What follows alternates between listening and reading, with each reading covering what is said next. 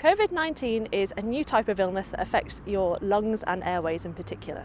It's caused by a virus, which is a type of virus called a coronavirus. The main symptoms of the new COVID-19 infection are a fever, a persistent cough and shortness of breath.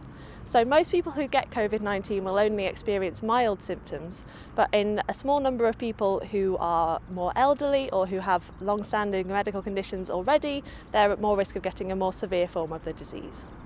There's currently no vaccine to prevent against COVID-19, so the best way to avoid infection is to prevent yourself from being exposed to the virus in the first place. So there are several key measures that you can do to try and prevent this. The main one is hand washing, so it's really important to wash your hands with soap and water regularly during the day, particularly around meal times or going to the bathroom. The next best thing you can do is to, when you cough or sneeze, catch it in a tissue, or if you don't have a tissue available, cough or sneeze into your elbow and make sure you throw the tissue in the bin straight away and then wash your hands afterwards. The third thing you can do to decrease the risk of infection is to make sure that you're cleaning surfaces appropriately at regular intervals.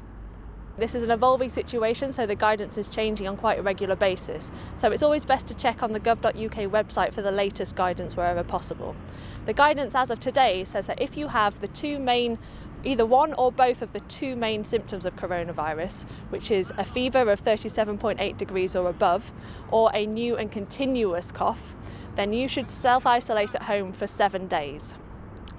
If there are any other people living with you in a household, they need to self-isolate for 14 days at the time if they don't have any symptoms. Should at any point in those 14 days those people develop symptoms, then they need to self-isolate for a period of 7 days, starting with their own symptom onset.